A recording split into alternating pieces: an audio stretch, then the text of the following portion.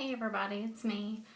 This is my recovery video blog for my L5S1 lumbar fusion. I'm actually about 3 months, well exactly 3 months out.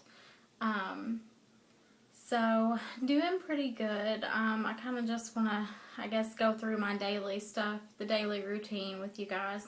I've been back to work since about 4.5 weeks post-op. For various reasons, and me being the sole supporter of my family, I had to go back to work, and I think that may have slowed my progress down quite a bit. I am doing better, quite a bit better than I was before. I am, whenever I'm at home, taking about 3 to 4 of the oxycodones a day, but whenever I'm at work, I'm taking about 1.5. Obviously not whenever I'm working. I'm a radiation therapist and I can't have anything like that whenever I am on the job, but normally during the night I need some, and as soon as I walk out the doors I need some, but I'm able to take half of a pill now, and it's actually gets rid of my pain almost completely most of the time. So that's going pretty good. The work part of it is I'm still on light duty. I'm supposed to go back to the doctor next week, and we're going to discuss, I guess, going back to work on full duty, but I don't think I'm ready. Just my personal opinion, I am, with my job, we have to get patients on and off the table. We have to put different immobilization devices on the table, and it's constantly bending or constantly twisting. And like, I can relieve people for lunch breaks and stuff, but I just can't. I do not feel like I'm anywhere close to being ready to do that for 30 some odd patients a day. So we will talk about it at the doctor's office and kind of see what exactly he thinks, but I don't know that I'm ready. So work is going pretty good. I've been using my lunch breaks to do a short walk, about a 10 to 15 minute walk. And then I've also we get an hour for lunch, so I've been doing the walk and then eating and then doing some of my physical therapy exercises. I have 3 small kids. I know that I've mentioned that before, but that's why it's taken me a while, and why it's 11:30 at night and I'm doing this update is because life is crazy. It's hectic with them. So whenever I get home, I don't always have time to get it done. So I've been trying to use my time wisely to make sure that I get those exercises in. Physical therapy is going pretty good. As far as the pain reduction, I can't say that that is really helping with the pain. As far as them being able to move in like different directions and the flexibility, it's definitely helped with that. I can tell a big difference in that, and also with my hamstrings. I was having a lot of problems with my hamstrings being really tight, and they said it's a normal thing that people deal with whenever they have these surgeries. Just everything gets really tight. So they've been really working on that, and I think that I'm slowly making progress. But they asked me, I just had a follow-up with the actual physical therapist where he asked me a bunch of questions, and one of the questions he asked me was, how much better is my pain? And I said, maybe 10 to 20%. It is better, but I'm still not there. I mean, I wake up a lot of mornings and I can't hardly move. I can't get up out of bed. I can't just function. It takes me a long time to get moving and get up and get going. Now, once I get moving, the mornings typically aren't that bad, but the night times can be, they can just be brutal. So, I'd say I do so good whenever I'm at work and my mind is off of it, but if I'm at home and the pills are there and I'm hurting, I'm real quick to take them. So, that's something that I feel like I have to work on, obviously. But I'm making progress. It's just really slow. I can't stress to you guys enough how slow this process is. I'm not kidding y'all, I went a good month. Being upset and crying and everything else, just feeling like, and that's one of the reasons I haven't done an update, is felt like there was no progress. Like I just hadn't gotten any better. I was still taking the same amount of pain medicine. I was still feeling just as bad as I was. And then the past couple weeks have really made a difference. and how I've been feeling and how much more I've been able to do, and the exercises aren't hurting quite as bad, and the walking isn't quite as hard on me. And one of the things I've found at work is if we have a break and I'm hurting, instead of taking, I can take Tylenol 3 when I'm there. Instead of taking the Tylenol 3, I go for a short walk. It's just a 10-minute walk, but I can tell you when I come back, I feel a lot better. So I think that obviously the walking has a lot to do with it. I think it must loosen everything up. So let's see, home life. I still can't give the kids a bath. I'm still struggling with a lot of things like laundry. Obviously getting on my hands and knees and picking up stuff. Things like that are still pretty rough.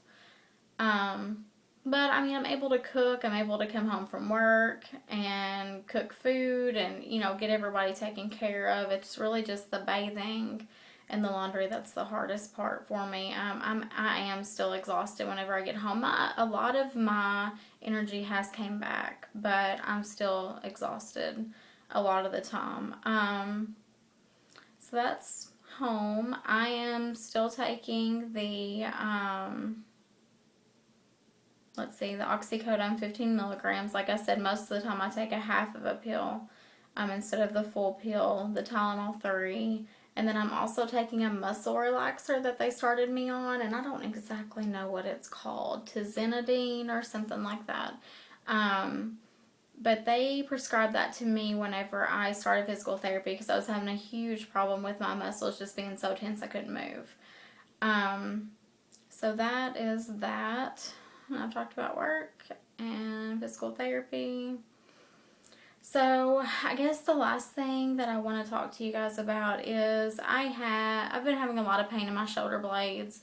It's been going on for a couple weeks. Well, actually, I'll say a couple years. It's gotten progressively worse since I've had the low back surgery. So they did an MRI on it, and they found something called a syrinx. It's actually a fluid-filled sac that is inside of your spinal cord. Not on the outside, it's actually inside the spinal cord. And it's very rare, but it can be very serious. And I won't know anything until I go and talk to the doctor on, I guess it's next Thursday, so a week and 2 days. But I could potentially need surgery for that too, so I'm kind of dealing with that. Been a little bit stressed out about it, but it's in God's hands and I can't do anything. I'm helpless. So if He says I need the surgery, then I have to have it. So that's another thing that kind of happened. I don't want anybody to think that it was actually caused by the surgery, because it wasn't. It's probably something I've had for a little bit. It's just progressively getting worse. My hands are going numb, having a lot of neck pain, a lot of pain in between my shoulder blades, but it's not a result of this surgery, so I don't want anybody to get that impression. Just bad luck, I guess. Seem to have a lot of that, but so I guess overall for this to be, 12 weeks, I feel like I'm doing pretty good. I still feel like I still need the pain medicine. I know that a lot of people were off of it at this point, and I don't feel like I'm anywhere close to being completely off of it. Although it's went down from 8 pills to a pill and a half a lot of days. So, that's a pretty good decrease. But I still need them, and I'm still hurting a good portion of every single day. So I am better. It's better, and it's tolerable, and sleeping is a lot easier. But it's just a long ride. If you guys are watching this there and have Facebook, there is a spondylolisthesis and a retrolisthesis. It's a closed group, but all you have to do is just click join and they will add you. But that place has helped me so much with the surgery and with talking to people on a daily basis. And people who have this condition and, are struggling with it. And it has a wide group of people from all over the world. And it has people pre-op, post-op, just a good group of ladies that have really helped me through a lot. So if you are experiencing spondylolisthesis, if you've been diagnosed, if you're going to have surgery for that, there is a group on Facebook that I encourage you to join. I also have a WordPress blog that I seem to be doing a little bit better of keeping, track of everything on there. So, and it is scubastar5.wordpress.com. And I guess that's it for the update. A couple of things that I did want to mention are things that I have read or things that I have watched on other people's YouTube videos that are obviously different than my experience. Actually, several things. I went to the hospital for spinal surgery in Nashville, Tennessee. It's a wonderful hospital, ranked top 5% in the nation. But I was there only one day. I got in at 6 o'clock on, I think it was a Monday. But anyways, I left at probably 1 o'clock, 2 o'clock p.m. that next day. And so I had my surgery at 7. I was out by 10. I was in my room by 11, and I was up walking by 1 o'clock. And did pretty well with it. But I never had a morphine pump.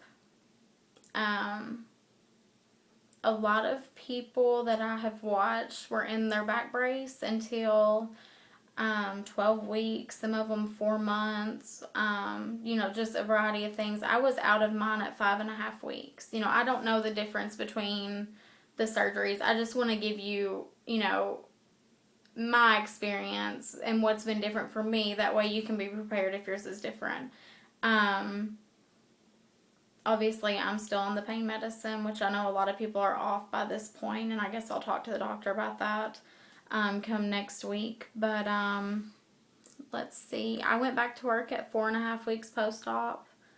I know a lot of people don't get to go back to work that early, but I do work for a really good company who's really lenient as far as, if I'm late one day or if I can't get there, and especially my restrictions. They've been more than willing to work with me on my restrictions, so I think that makes a big difference. So yeah, I guess that's it. I just wanted to share those few differences with you guys. I had really poor pain control after my surgery the first night, and I think it's because I didn't have a morphine pump.